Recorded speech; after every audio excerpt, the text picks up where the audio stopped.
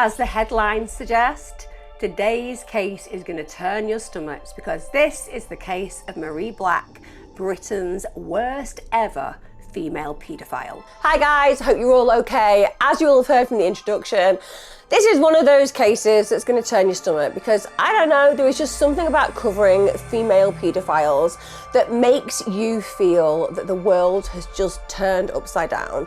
Because even though women are evil, of course they are, to some degree we have this expectation of nurture, being the mother figure, being the compassionate, empathic individual in life. And when somebody betrays children in such a grotesque way, and in such a consistent way, as Marie Black did, it really does make you feel that the inconceivable becomes conceivable, that it is possible that women can be as depraved as their male counterparts. And of course, lots of guys listening will be saying, well, of course that's the case. But with reality, when you look at statistics, you know that actually men offend far more on a sexual level. Obviously, not the guys coming to this channel, but just in general, on a statistical level, that's the way it works. And that doesn't mean that most men are sexual abusers, they're not. But certainly, statistically, they are way higher abusers than females. So when we see somebody like Marie Black who coordinated a paedophile ring, so was actually in charge of the perpetuation and the actual direct abuse of children, it really is challenging. And also I'm blown away that this case really, in my opinion, hasn't been given a lot of attention. So there are very few articles out there. There's no videos really about this. And it concerns me because I feel like we should be screaming from the rooftops about these kind of cases. For those of you who are new to my channel, I release my content here twice weekly. It's always crime. It's usually a deep dive. And I tend to cover any issues relating to children, but also murder in general and crime in general, because we want to create legacy for victims. I also have full-length videos on my Patreon and my YouTube membership, also podcasts and lots more content coming. So if you like what you see here, you can always get more there. Also, give me a like if you do find my content interesting. It's really helpful for me with the algorithm. And also, if you're coming back and you haven't subscribed yet, please do.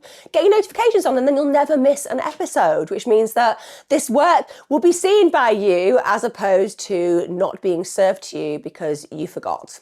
Let's be clear, a lot of people go online, don't subscribe, and then forget about a channel. So if you do want to watch more of this, make sure you do subscribe. Also, before I crack on with today's true crime case, I am wearing my new merch, Vigilante. As you will see, when the system fails, we prevail. I happen to love that quote. I may have been the one to actually come up with it, so obviously I'm highly invested in it. You can always go and search my merch in the description below if you want to pick up one of these bad boys. Let's talk about the case of Marie Black.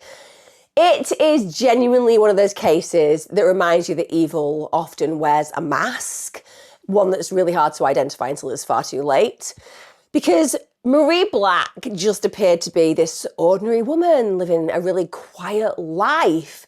But actually beneath that surface lies one of the most disturbing and tragic child abuse cases we've actually recently witnessed in our time.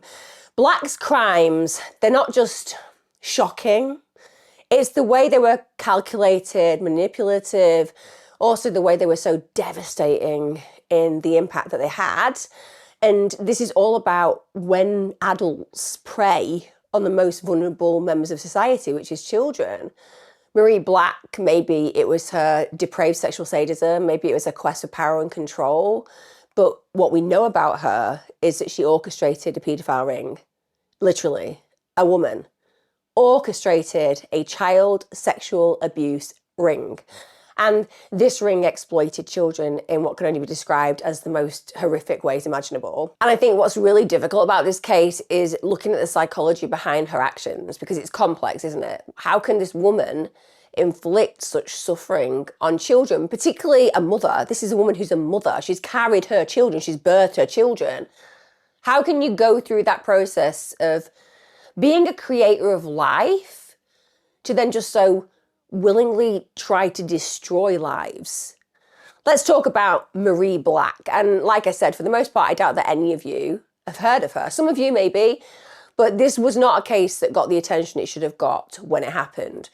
So she's a 34-year-old woman On the surface, she was somebody who had this entirely normal life, an ordinary life.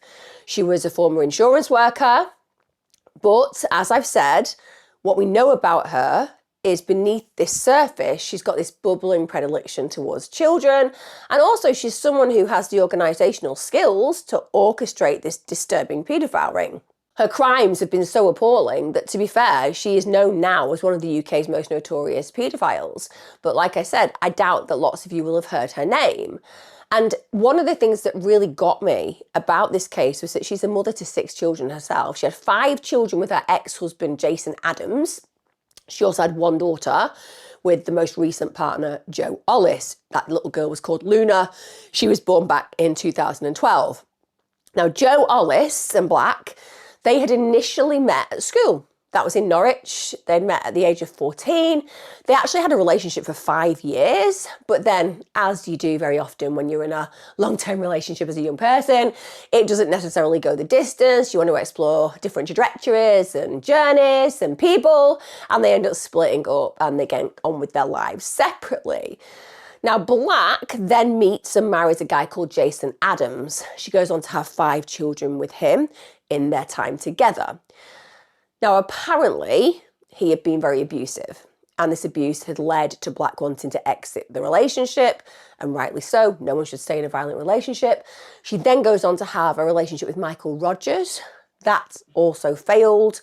And so then the pair, Ollis and Black, who were together at 14, they finally reunite after she splits up with Rogers. Now, it turns out that both of their histories had experienced a lot of failed relationships, and to some degree, ultimately, those failures in relationships had finally led them back to each other. Black then becomes pregnant with Ollis's child. Now, in November 2011, this is when Black's 20 weeks pregnant with Luna, it's reported that Black's escaped to start a new life with a partner, Joe Ollis, at his mother's home in France. Now, the reason and the motivation behind leaving England was they wanted to keep their child that they were expecting. Now, in the UK, social services will get involved with your life if they feel that there is a risk to your children. And at times, if you are presenting a risk to your children, obviously you'll have your children removed. Sometimes they will create big action plans, and as long as you stick to the action plan, you will be able to stay with your kids or you'll get them returned to you. But if you fall foul of that, understandably, losing your children can become a more permanent reality in your life. Norfolk social workers had basically threatened to seize the baby that she was carrying at birth. And they felt that the reason that they wanted to do that was Black would be putting Luna at risk of harm. And that risk of harm is quite a big umbrella with respect. But in this case, they were actually concerned that Black's keeping in touch with her ex-husband, Jason Adams, who we know was violent. He'd actually previously been jailed for assault. So if you are having some kind of connection with your ex who's been violent, and therefore, even though you've exited the relationship because you acknowledged the violence and you've been told by social care you cannot be involved with this individual, they're dangerous to you, and therefore they could also be dangerous to the children, and then you don't go ahead and keep that distance, understandably, they will feel that you are prioritising your needs over the child's needs, and that can lead to children being removed. But it is still quite rare for children to be removed, so it tends to be an extreme case when that actually occurs. So Black basically had been saying, I want to escape my life to some degree by going to France with this new guy that she was pregnant with. She wants a new start. And on the surface, that would make sense. Of course, she wants to keep a child. She's got this new love of her life who isn't being violent towards her. She's already lost custody of her other 5 children. So she's thinking to herself, well, maybe this is a way of outsmarting the social workers. But there's another way of looking at it. If you have a sinister past, if you know that essentially your sins could catch up with you, then maybe you are going to be desperate for any exit strategy. Maybe France is going to be that nirvana where you can start again and where your history isn't going to catch you up. Now, baby Luna is born in France. This is back in 2012, February of that year. And the social workers at this point in the UK, they're authorised by a court to go to France to actually bring the baby back to England. Now, Black and Ollis, they refused to cooperate. But in early 2012, this is the March, so a month after she's born, Norwich social workers actually contact social services in France. And Black and Ollis end up meeting with a judge and local social workers in a Cahors courthouse, basically to discuss their baby's future. And the judge said to them that until the actual matters were ironed out regarding Luna and the care that she needed to receive, whether that's with her parents or elsewhere, she would need to go into the care of French social services. Now, you think about Ollis. Ollis is the dad in this case. He hasn't apparently been violent in the past. He isn't somebody who's going to probably be a threat to his child. For him, this process is going to be absolutely devastating because he's an innocent party. He's got no idea of the history that I'm going to talk about regarding her actions in England. All he knows is he loves his little girl. He's now a dad, and people are basically saying you can't actually be the primary carer of your child right now. I appreciate for him, this would be absolutely breathtakingly blindsiding and very, very painful. Now, Marie Black thinks to herself, well, what am I going to do about this? Because I don't want my child to be taken away. So she starts speaking to the press. So after this is played out, she says, we're left without Luna and I cried all the way home. And there is an outcry because with respect, people are thinking, why have they taken this child? You know, this is a mother who's left an abusive relationship. The guy who used to abuse her is no longer part of the picture as far as they're concerned. She's in France, she's got a new life, a new partner. Is she really a threat to the child? And I also think that this provokes a really big reaction in our society. That's irrespective of whether it's France, Italy, England.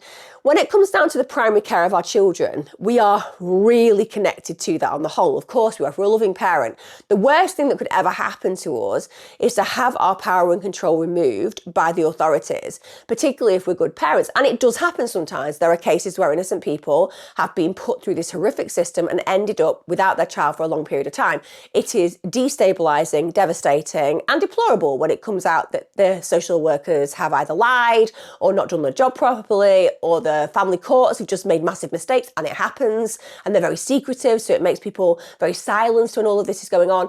Of course, when we hear about those things, it makes us even more connected to this idea that there is an unfairness when we can kind of look at the picture and say, well, what would be the reason that this child needed to be elsewhere? Understandably, you've also got to think about Norwich social workers who obviously are that concerned about this situation and case that they've gone to France and actually petitioned to bring this child back. So there must be an impetus, because that's a lot of money, a lot of time, and a lot of reinforcement by the courts to actually do that. But like I said, it provokes this outcry because people feel that it's not fair. Now, for the next few weeks, Luna ends up getting fostered by a woman locally, and Black and Ollis, they are allowed to stay at a social services centre twice a week, so they're able to physically retain that relationship. But again, she's a very, very young child. She's a baby at this point, Luna. So you're missing out on a lot of things that you would wish to have on a bonding level. Now, we get to March the 23rd of 2012. This is at the end of a visit with Luna. Ollis noticed gendarmes. Now, gendarmes in France are a paramilitary police officer, and they're outside the centre. And they kind of recognise that they're there, and it sparks and provokes a little bit of concern. And what then happens confirms that they should have been concerned, because two English social workers just walk inside and take a then 6-week-old Luna off the parents and from the contact centre, and they take her back to England.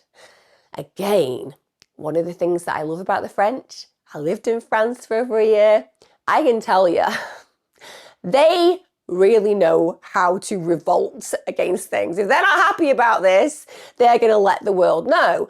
And again, it catches fire that this child has been removed from France and returned to England. And bear in mind, the child had been born in France. Now, for the next 3 months, all the parents are allowed to do is to have 3 Skype sessions with their baby. That's over 3 months. That's a massive distance that's placed between parents and child. It's then that their English solicitor, a guy called Brendan Fleming, they advise Black and Ollis to ask the High Court in London for an urgent ruling on their case. So they go ahead, pair fly back to England in May for the hearing, and the judge tells Norwich Social Services that France had always had jurisdiction over the baby because this is where the baby was born. even if you have these problems with the parents and you've got these real concerns about this child, you can't just go to another country because the parents are English and remove the baby. That baby is essentially a French citizen because of their birthright. So then, in June 2012, Luna is returned to her French foster mother, and French social services at this point start to look into their case. And then a month later, in July of 2012, the couple are exonerated and they're given their baby back. So essentially, in this case, they look at the parents, they look at the risk, and they say, with respect, the threat is no longer present. These parents are apparently loving and they want to be present for their child, and they fought hard to get their child back. And we feel that we can take a step back and hand this child back to continue their life. And in fact, Ollis and Black were told, your new life is ahead of you with your baby. Go and enjoy her. And that should have been a real celebration, shouldn't it? Because sometimes courts get it wrong, social workers get it wrong, the services that are meant to protect us betray us. And in this case, if we were only talking about this child, potentially that's what we would be talking about here, a celebration of the wrongs being put right. But of course, that's not where this story is going to go. And with respect, Luna is not safe at all. Although I'm sure Ollis, Black's partner, has no idea of the depravity that lies and resides within Black. Now, at this point, again, Black's speaking to the press. She says, we're so excited. Luna went to sleep that first night back with us, though she'd never been away. But then she also added, I've lost the chance of breastfeeding her. We missed her first smile. We blame the English social workers. And actually, they even went on to seek compensation from Norfolk Social Services for unnecessarily separating them from their baby. And like I said, on a linear context, that would be correct. Because of course, they've denied you your baby for all those months, made it very difficult for you, made you undergo the shame and investigation, and then you've been exonerated by the French courts, and you want some kind of remuneration to represent the pain that they've caused. But just imagine how bizarre this reality that I'm talking about is going to become when this case goes from what could be described as this heartwarming story of a newborn baby being reunited with what appeared to be these loving parents, and specifically a loving mother. Those people who are reading about this story, they're angered by the injustice that these poor parents have had to face. They're angered by this horrifying reality because, with respect, they see themselves in it. If it can happen to them, this nice couple, then it can happen to us. And that's why it provoked such a reaction. But all the while, whilst Black is accepting this empathy and compassion from the local community and trying to best get some money for what's happened to her and her partner, all the while she is hiding the most horrific secrets. Because the reality is that the last place that poor baby Luna should have been was placed in the hands of her deviant mother. Because her past makes her both dangerous and also completely unfit to nurture a child. There's no other way of saying it. Because unbeknown to Black's partner, Ollis, and unbeknown to the social workers who've been fighting to get Luna back, Black was hiding a secret that she had been at the centre of a paedophile ring in Norfolk for the previous decade, the previous 10 years. Now, clearly, if Ollis had known about this, he wouldn't have been with her, wouldn't have had a child with her without a doubt.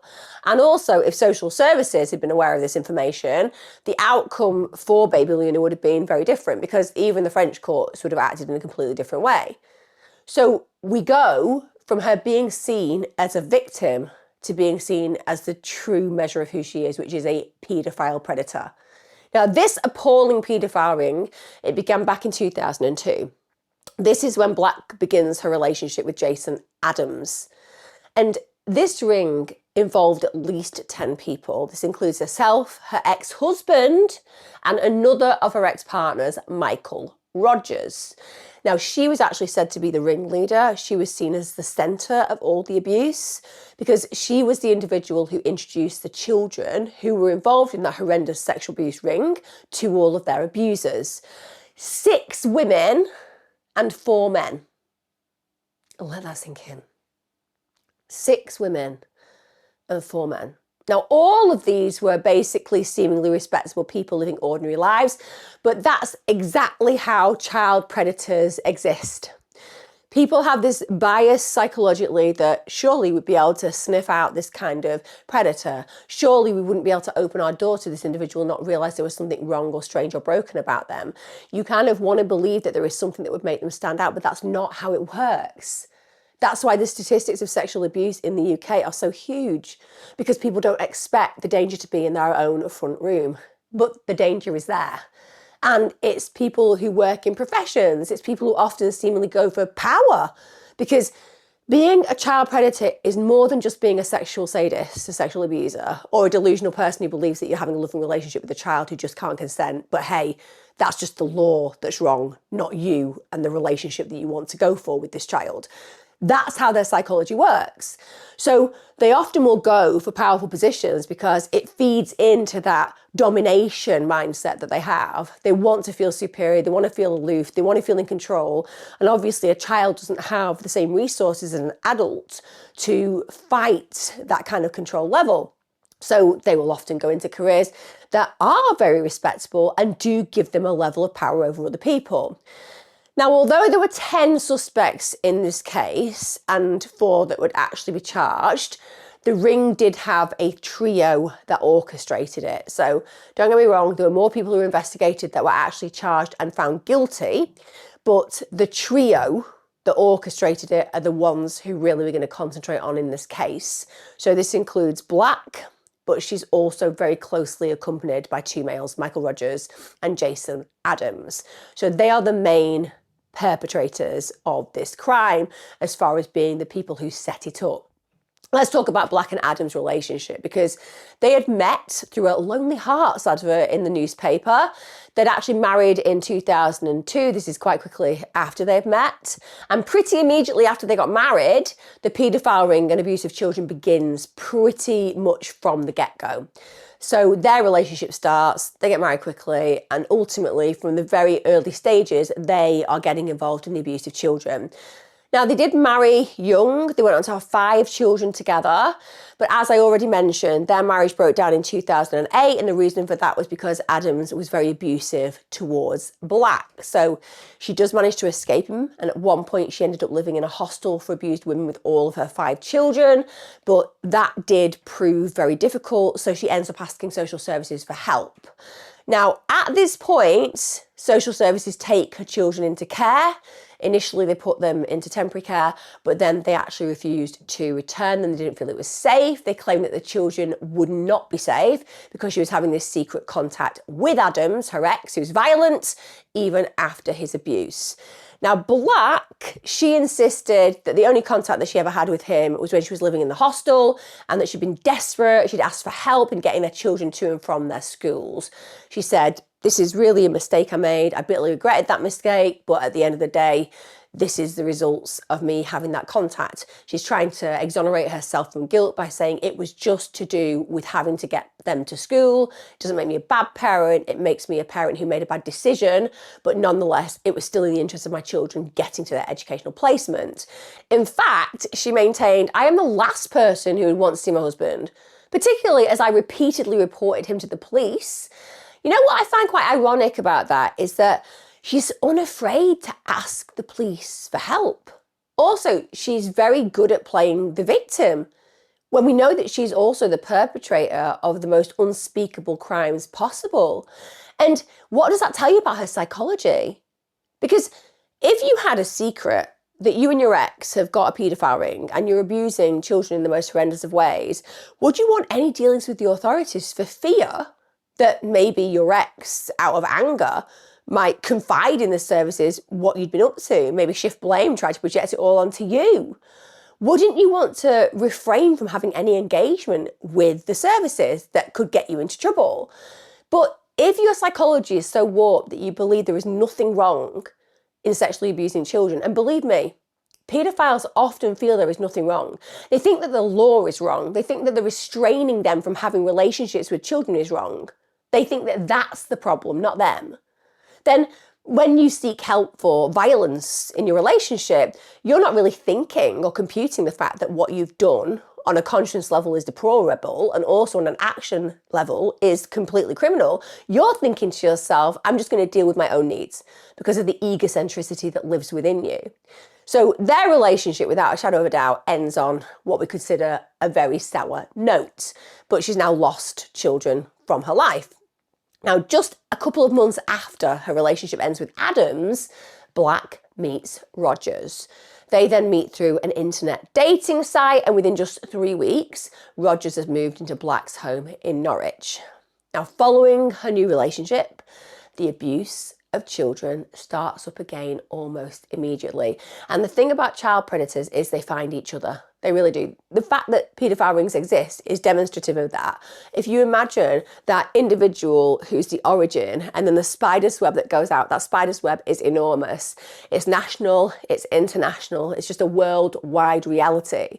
There are so many people who have this particular interest in children and have different levels of interest, which go from horrific because they're sexually witnessing information about children online, and then you have contact crimes, and then you have those who are deeply sadistic with the contact crimes, and then you have children who want to have sexual interest, contact and murder of children. We know that plays out all the time in our world. It's grotesque, it's disgusting. I wish that every single one of those paedophiles could be rounded up and, I don't know, dealt with, but that's not how the world works, and it is so extensive, the amount of individuals who are involved in this kind of crime, that it's always impossible to bring to justice the amount of people that would be required to make our actual streets safe. The courts don't have time, the investigations can't be big enough, and like I said, it's ever growing and ever becoming more sophisticated. So they find each other very, very easily. And the fact that this guy moves in with her after 3 weeks and they set this up again involving the abuse of children, that demonstrates that clearly their early conversations are about their predilections, and their predilections are children. And the very fact that they found each other so easily and that she's found somebody before so easily demonstrates the reach of these kind of predators. And it's kind of hard to wrap your head around the fact that this couple, they're respectable as far as the local community is concerned, and yet all the while she has been running, both in her ex-relationship and her current relationship, this child abuse ring. And Detective Chief Inspector Peter Hornby, he later stated about this case, the children were all under 13 and they were subjected to abuse beyond most people's imagination. So Black and her group of vile individuals that she was operating with, they treated children like sexual playthings. Whether that was at parties, whether that was at hotel rooms, whether that was at private addresses. And I'm going to go through some of the things that they made children do just to highlight how horrific this is, but also to bring home what children in our society are going through. Because this is not a one-off case. This is not a scenario where it's been closed down, the perpetrators have been brought to justice so we can all sleep well at night. This isn't how it works. As every case is closed, another case is opened. As every network is broken, another one is formed. It's as simple as that. And the children go through the worst things that any of us could conceive of. So this abuse, it includes things like making children have sex with one another in front of the adults. And not only did the adults abuse the children, they also made games out of it.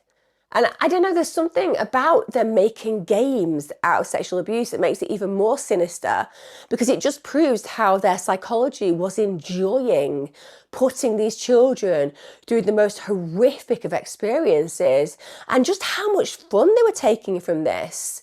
Black's ring would hold parties where the adults who attended would literally play card games with one another, and that would help them choose who they were going to abuse. So that would help them pinpoint the child they were going to sexually molest that evening.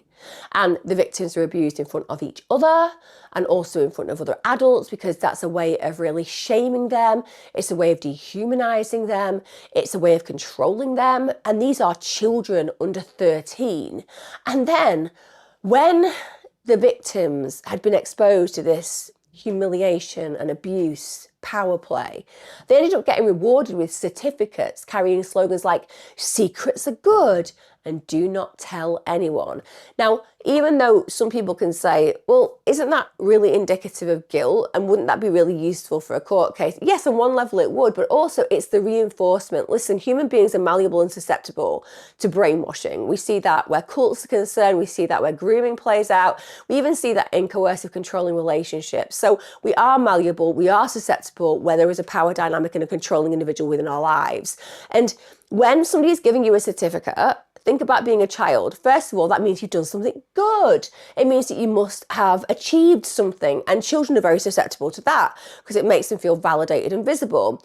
But also then the reinforcement, secrets are good. Do not tell anyone. If you're looking at that, it's a reinforcer for the brain. And as a young person, your brain is developing all the way till 25 years of age at least.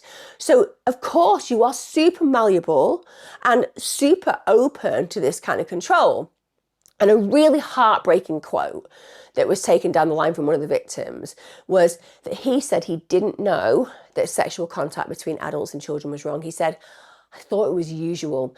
And that is how predators succeed.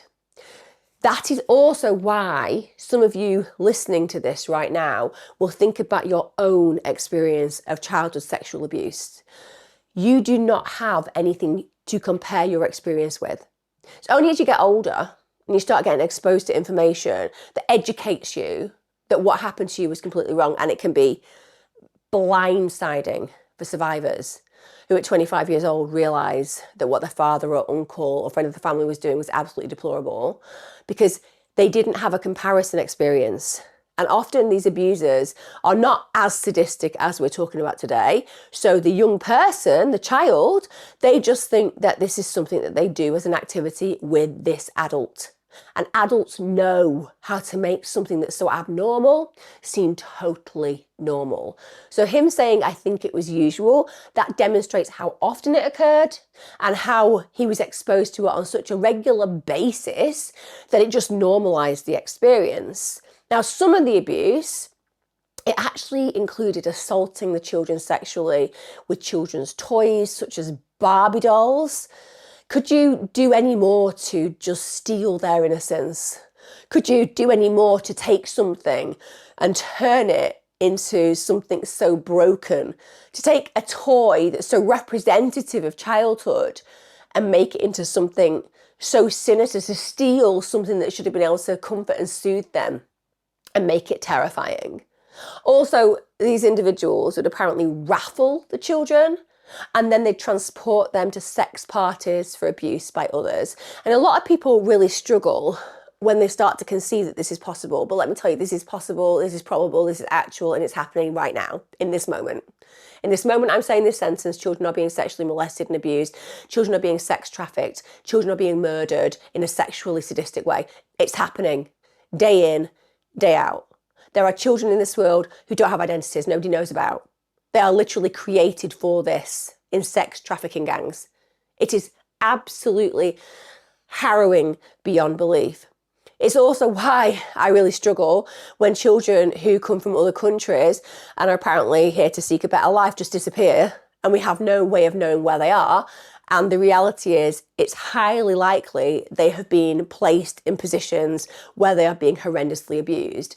I know certainly in the US, that's a big topic of discussion because children are coming across, for example, the Mexico border into America, and then they just vanish and no one knows where they are. And the reality is that they were brought by sex traffickers, not by parents. So yes, there are definitely people who want to escape for a better life.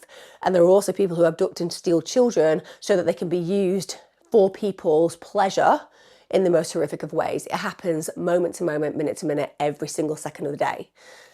Now, another male victim, he later confided, quote, there would be parties and they would do some games where the boys were in one room with the men and the girls were in another with the women.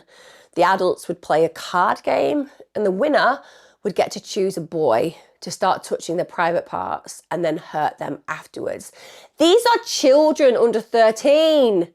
And these are the quotes that they're sharing about the kind of hideous games that were set up by these predators and then were made to play and the impact on them the fact that this individual would be won in a raffle and then be abused in front of other individuals, with the real bonus being that they get hurt afterwards. It's just terrifying. Also, several victims said that one of the things that they would do is they would watch Black and Adams laughing, also taking pictures whilst their abuse was taking place. So they weren't struggling with this setup, they were enjoying it. They showed no remorse at all for their actions. Now, it's 2010 that these allegations are first made against Black and her paedophile ring. Unfortunately, the police dropped their original investigation into the accusations of abuse, and the reason for that is they said, quote, "The sheer number of allegations made the claims implausible." Let that sink in. The sheer level of those allegations made them implausible. So basically, because there were so many, and because so many of these children were talking about just how horrific this abuse was, the police were like, oh, well, we don't believe it happened. Come on. Come on. What is wrong with the world? We can't always believe everything everybody says, but if multiple people say it and they describe the same experiences and they describe the same impact, no matter how profoundly disturbing and difficult it is to wrap your head around, you have to listen. Now, in fact, tragically, it isn't until December 2012 when further evidence is disclosed that police feel they actually do have sufficient evidence to progress a criminal investigation. And of course, we now know there is another child being brought into this world because Luna has been born at this point. And if it was 2010, a little baby girl would not have had to grow up knowing that the mother that she was born to is this horrific predator, because it would never have happened. Don't get me wrong, I'm sure Luna is having a great life. I'm sure she will have a wonderful experience in her future. And of course, the problem there is that because Black hasn't essentially been brought to justice, she's been able to go away, have another baby, and actually move to France. Now, the investigation is reignited, shall we say, and they eventually make the initial arrest in 2013. The trial had been due to start in 2014, but it ends up getting delayed. And the reason it's delayed is because prosecutors raised concerns over changes made by social workers to statements taken from the child victims. Now, that's horrific.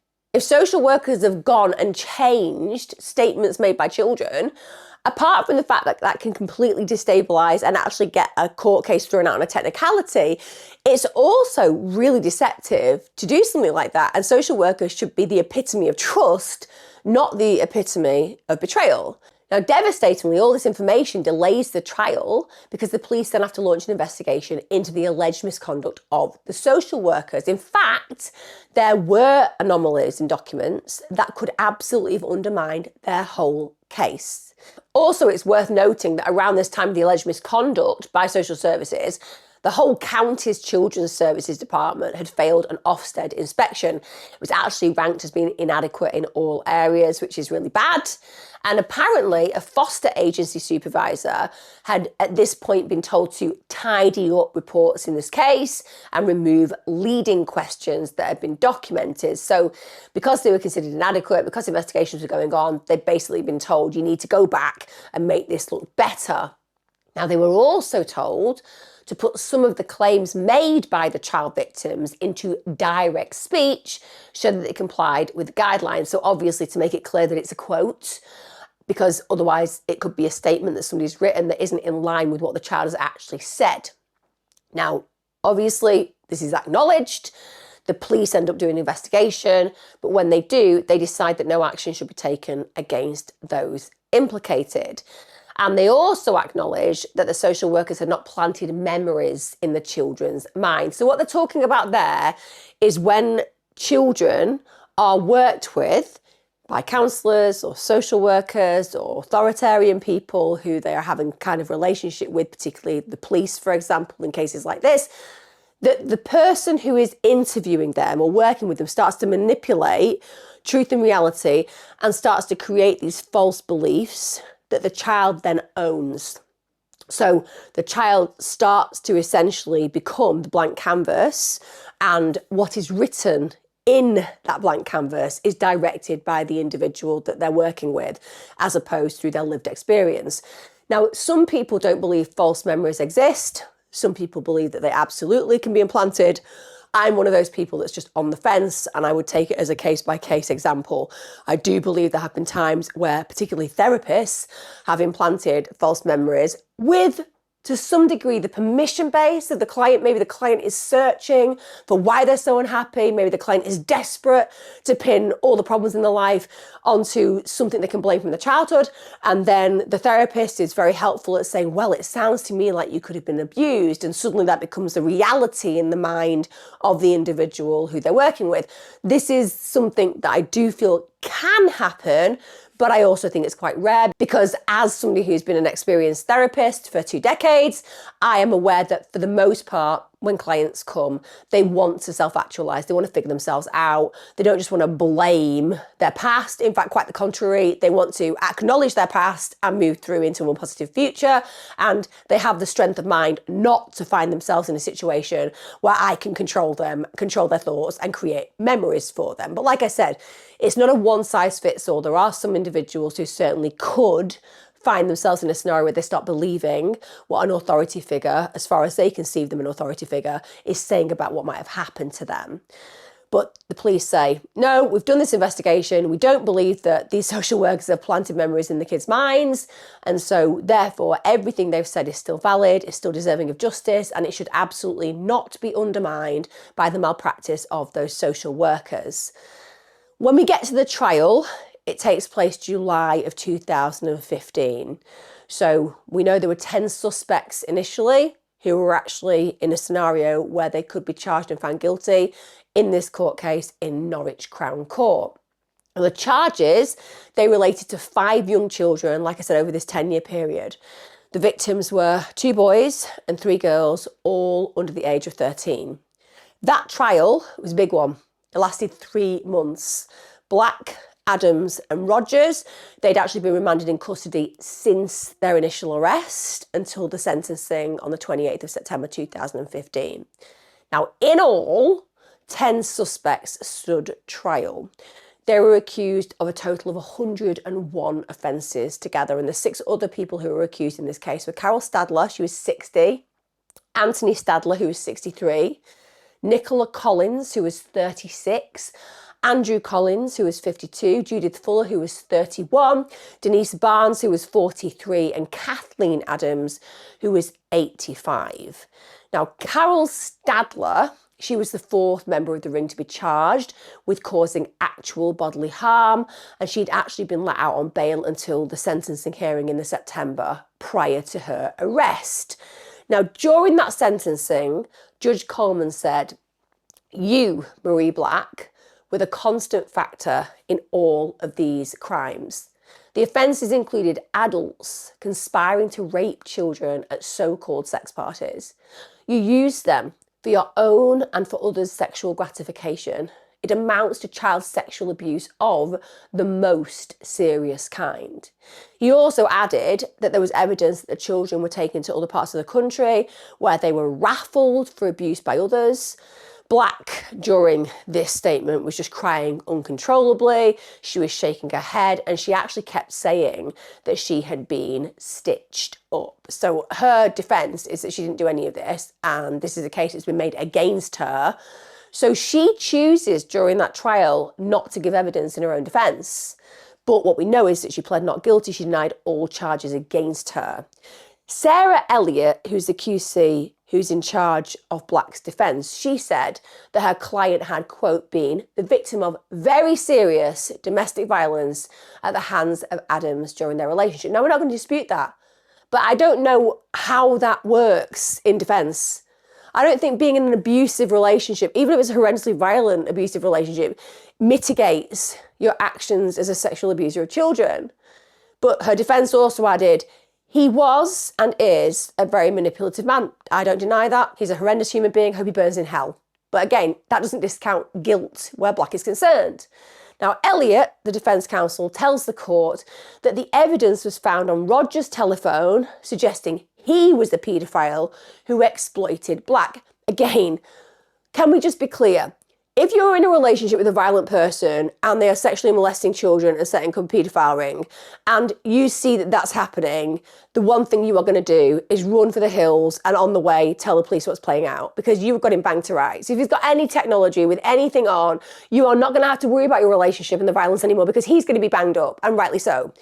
The idea that you can say she was exploited, she didn't want to do this, she was coerced, it's just not a story any jury is going to buy into. Juries are made up of people like you and me. And the minute that we hear that anybody has been involved in the child abuse and sexual abuse of children, we immediately feel moved, because we know our job is to protect kids. And it wouldn't matter if you were stood there saying, he threatened to kill me if I didn't sexually molest his child. He threatened to destroy me if I didn't do these parties with him. No one cares. You had a choice. You chose yourself.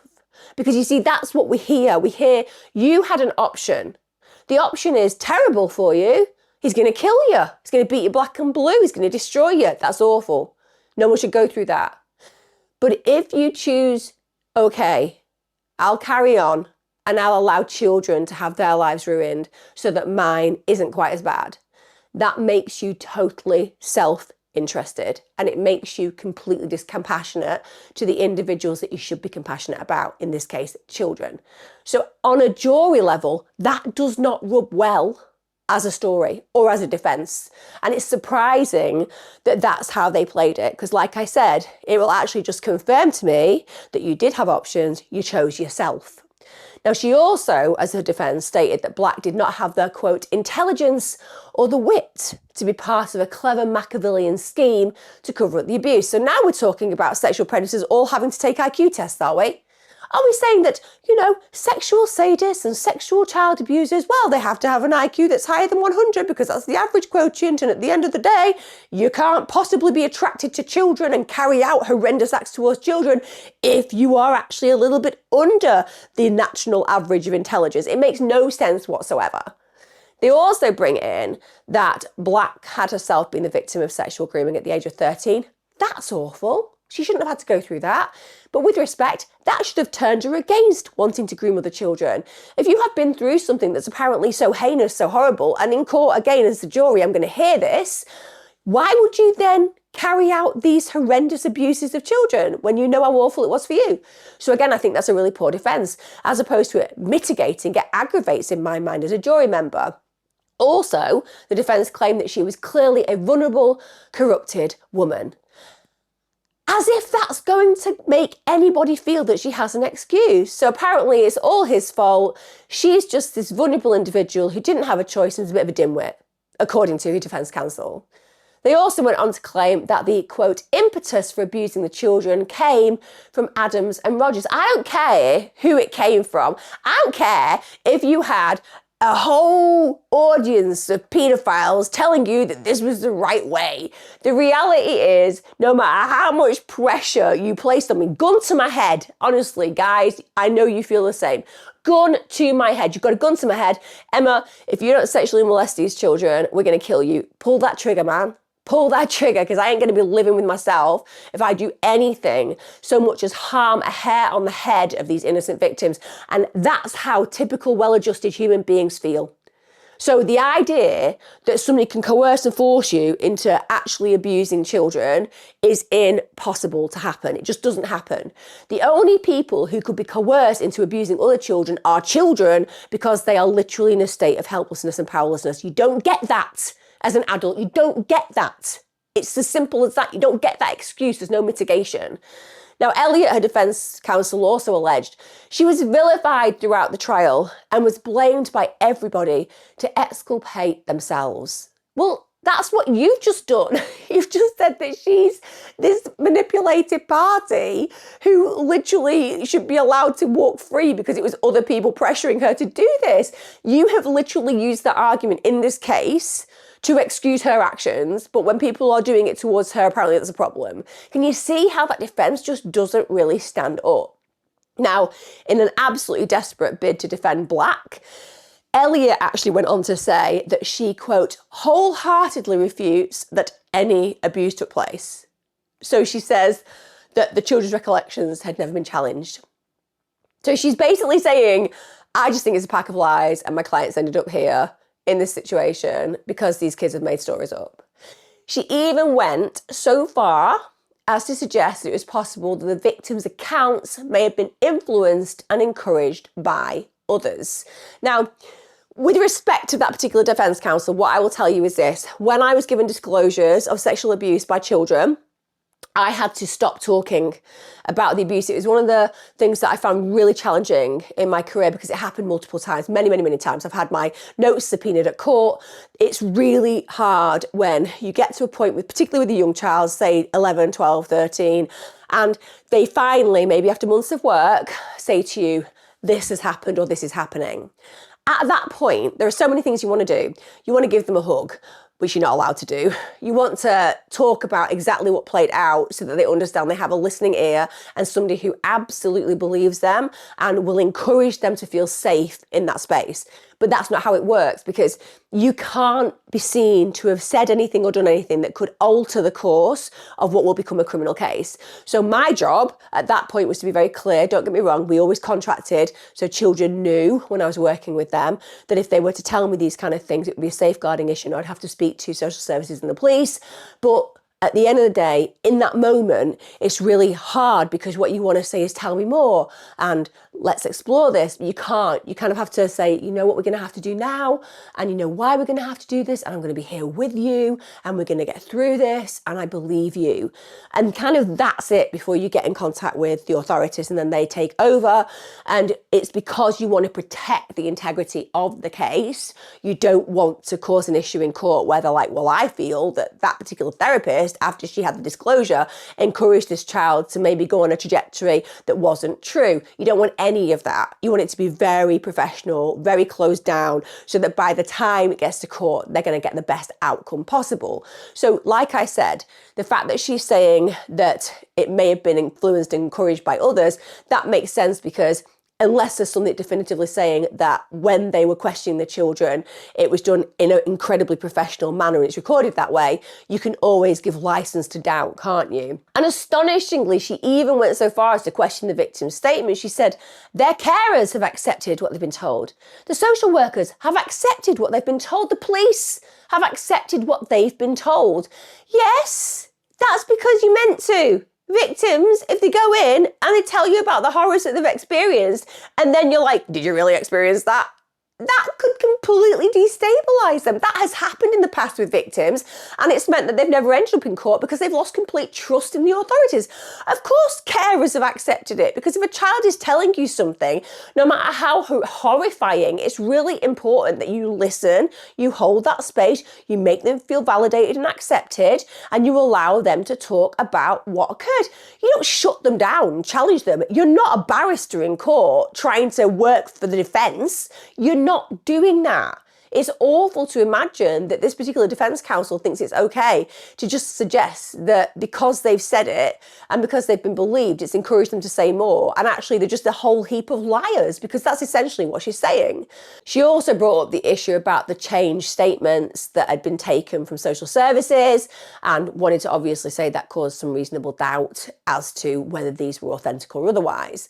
But prosecutor Angela Rafferty QC, she just totally discredited those concerns. She said it was nonsense that social workers and foster carers were responsible for children making up allegations.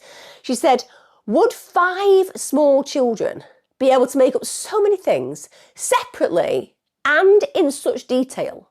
Would they be able to pretend to be distressed or manufacture reluctance to disclose facts about things they'd endured? Would they exhibit the sexualised behaviour if these allegations are false? So with respect to the prosecution, very strong questioning there, basically saying, so these children, who were all under 13 at the time, who've been exposed to these horrific actions, they're all telling similar stories. They're all struggling to disclose because they also don't want to break loyalty, because a lot of children who are exposed to sexual abuse, they struggle with the way that they feel about their abusers. They've got so used to it, it's become so normalised, they feel they're betraying people. And they exhibit sexualised behaviour, which we also often see in children who've been horrendously sexually molested from early on, because it's just normal to them. All of these things are happening and coinciding with what they're actually saying to the authorities. But basically we're meant to disbelieve them. And the prosecution is saying, if these are false, well, how strange is that they're all saying the same thing? So very strong questioning there and very effective. She also said that the children's accounts did, quote, not point in the direction of these children being liars. They are pointing in the directions of these children telling you the truth. When it came down to the sentencing, because with respect, Black, Rogers, Adams and Carol Stadler, they were all found guilty. They ended up getting sentenced for a total of 40 offences. This is on the 28th of September 2015. These offences included rape, sexual assault and ABH carried out against all 5 victims who were aged under 13 at the time. Black, she was given a life sentence. She was told she would serve a minimum of 24 years. In the UK, that is a very strong and stern sentence. She was accused of 26 charges and she was convicted at Norwich Crown Court of 23 charges, including rape and inciting a child to engage in sexual activity. 46-year-old Michael Rogers was found guilty of 14 counts, including rape, inciting a child to engage in sexual activity and cruelty, and he was sentenced to 24 years. And Jason Adams, who was 44, was found guilty of 13 counts, including rape, inciting a child to engage in sexual activity and cruelty. He was also sentenced to 24 years. Then 60-year-old Carol Stadler, she was found guilty of assault and causing actual bodily harm, but she was actually cleared of 9 other charges, including serious sexual assaults. She ended up getting jailed for 6 months. Now, although all 4 denied their crimes, Adams did admit cruelty to 4 children, but then denied all of the sexual offences. Adams actually said to the court, "I neglected the children. I ill-treated them. I completely acted in the wrong way. I frightened them." Well, you can enjoy your 24 years inside relenting on that behaviour, can't you? And with respect, if you did all that to kids anyway, I think 24 years is something you deserve, whatever. He then actually went on to try to defend his actions and said that his actions were due to his tiredness and temper. And the reason for that, he's been working night shifts. I mean, that just would stand it, wouldn't it? I've just been this really horrendous person. I've been very violent. I've been neglectful. I've been horrible to my children. I mean, forget all the other sexual offences I've been accused of. Let's just go for that. Well, the reason for that is just I'm a really busy person working shifts. And because I work night shifts, what can you expect? But a bit of violence towards people. I mean, if you don't go around the UK right now and speak to shift workers and have them admit that they are too violent when they get home, I don't know what you're doing wrong, because obviously this is something that's an epidemic in night shift workers. I mean, how ridiculous that your night shift is going to make you really violent. But obviously he didn't get the memo on how ludicrous that would sound to a jury. Now, the other 6 people who stood trial, they were cleared of all counts. So Anthony Stadler, who was one of the defendants who was cleared, he did actually speak out following his trial. He said that he had, quote, no doubt whatsoever that he would be cleared.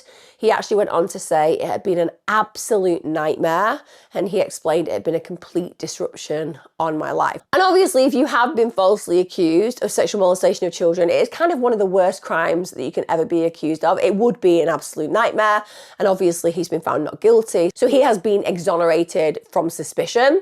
He also said, like the others who were found not guilty, he just wanted to put it behind him, and he closed his statement saying this: "We've had support prior to us even entering the courtroom and even before the charges were placed. There has been considerable support from a great number of people who know us and other parties involved in the case." But with that noted, and of course this guy has been found not guilty as the others have also, so reasonable doubt was absolutely found. One of the things that was played in court as evidence was an interview with one of the victims, and it actually showed him holding a teddy bear, and during that interview he described how Black would allegedly take photographs of co-defendants Jason Adams, Rogers and Anthony Stadler having sex with him and the other children, and the boy said that they used to make us stand naked and tell us what to do. When he was asked about Black, he said, "She would just stand there laughing. I just thought it was usual and that everybody did it." So understandably, the reason that that particular individual was brought into court and was prosecuted, even though he was found not guilty, is because of that interview. But like I said, obviously reasonable doubt was found during that particular individual being prosecuted to exonerate them from the charges. Now, what is so harrowing about this case is that Black still says she's innocent. We know that she got very upset when the judge was reading her sentence. She was shaking her head. She was basically resisting being accountable and saying that she'd been set up. But that just shows the terrifying personality shift Blake could actually make. You know, we've just been told that the victim said she would laugh with the other abusers when she was being sadistic. But now she's been caught. She's just crying for herself. She's sobbing uncontrollably. But then that's what egocentric people do. Now, following the sentencing, Senior Investigating Officer Detective Chief Inspector Peter Hornby said, in their tender years, these children were subjected to sexual abuse beyond most people's imagination by adults they believed were telling the truth. It is the most harrowing case I have dealt with in 23 years of policing. And he went on to say, Marie Black has been found to be at the centre of this abuse and incited others to commit abuse against them. She thought they would never speak out. He then went on to praise the children, said today's verdict is testament to the children's bravery. And Sheila Locke, who was the interim executive director of Children's Services at Norfolk County Council, said the victims in this case have shown tremendous courage in speaking out. She went on to say, our priority continues to be the children in this case who, despite the ordeal they've been through, are now doing well and are safe from harm. Gianna Nielsen, who is the head of safeguarding action for children, said, this appalling case reveals the premeditated and organised approach some people take to abusing children. We cannot lose sight of the needs of the children who suffered at their hands, even though the abuse has stopped. Children must be supported and in some cases receive therapy to ensure they are armed with the confidence and the knowledge they need to recover from this trauma. She also highlighted that the victims were all receiving the help that they deserve and need, and that hopefully in the future they will be able to heal. Now, in November 2016, Black failed in an attempt to appeal to clear her name. So she'd launched a bid to overturn her convictions. The lawyers argued that she was unsafe in prison and had actually had to move prisons several times already. Well, of course, because women prisoners, like male prisoners, don't like being around child sexual molesters and predators. You're the lowest of the low, so you're not going to be safe in prison, but that shouldn't mean that you get out.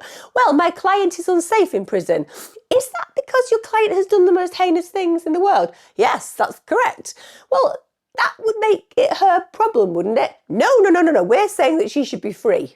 You should let her just go out into society and be a danger to everyone because we think that it's unfair that people aren't being nice to her in prison. I mean, come on. That is not a way to present this kind of defence, is it?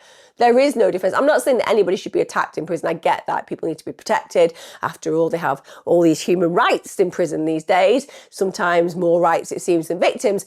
But you can't say because she's unsafe in prison, she needs to be free. Also, Black's lawyers who were representing her in the appeal, they said that the trial legal team had pressurised and railroaded her into not giving evidence in her own defence. Well, with respect, the reason for that is because they wouldn't have believed she'd have been a good person to give evidence in her own defence. That's one of the things you have to make a call on. If you're the defence lawyer and you're thinking this woman's going to dig a hole and bury herself, you don't want her to have that opportunity. Now, what happens in an appeal is you have senior judges, in this case 3 senior judges, who sit at the Court of Appeal in London. They look at it, they figure out whether this person has got a right for this appeal, and they denied all complaints made by Black. In fact, they ruled that her trial had been fair and that all of the evidence against her was, quote, overwhelming. Now, the same judges also rejected appeals by her 2 accomplices, Adams and Rogers.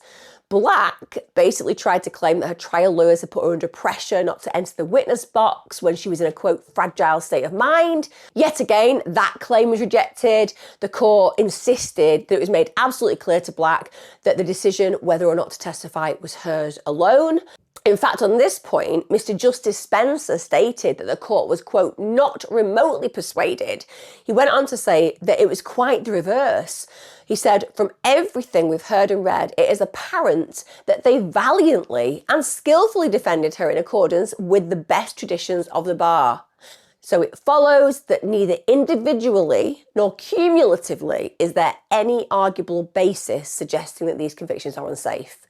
Now, the judge sitting with the Lord Chief Justice, Lord Thomas, and Mrs. Justice Simler added, in truth, the evidence against Black was overwhelming. So the judge then also dismissed any challenges brought by Adams and Rogers, saying that the court was satisfied and they had no arguable grounds of appeal. Now, Peter Hornby, who obviously was one of the chief investigators, he stated that 5 years after the police investigation began, the children were taken to safety. They were now beginning to put their ordeals behind them. He said they're in a safe place now and are living the kind of normal life they deserve. He described them as remarkable children, considering the darkness they have experienced. I know that isn't a happy ending because they've still been through the trauma and horror of the abuse, but the very fact that they have an existence where they've been allowed to grow up in a safe experience, that is something that I think all of us have to take with us today.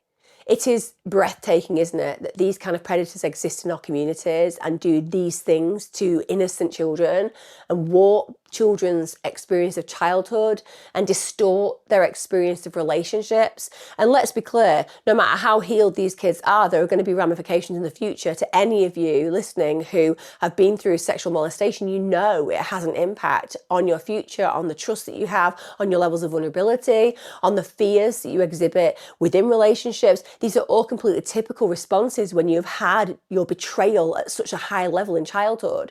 So even though we hope this is a happy ending for these children, it won't be without their scars. But I guarantee that the difference between someone like them and someone like Black is they won't use their abuse, they won't use their molestation as an excuse to go out and carry out abuse on other children. That's what Black did. And it's deceitful, it's betraying, it's false, and it's completely incompatible with being a decent human being. I'm glad she got that length of period in prison. I hope that those minimum years that she serves makes her repent for the sins that she created while she was a free woman. And I hope that this story again educates us that yes, women offend at a way lower rate when it comes down to sexual molestation of children, but they do offend. And sometimes when they offend, they are instrumental organisers in the most depraved levels of abuse that our society can see. Black examples that perfectly. Let me know your thoughts in the comments. Like I said, I don't think a lot of you will have heard about this case. There isn't a lot of information out there. It's really frustrating actually when you're trying to research to get the pictures, etc., and the videos, which really don't exist. So I hope that me telling you this story and sharing this narrative with you will mean that you just take a moment and a pause to think about those kids and to wish them well on their journey to healing and their journey in the future to a successful life that they absolutely 100% deserve. Let me know in the comments below as ever, and I'll see you again next time, my lovelies. Be safe.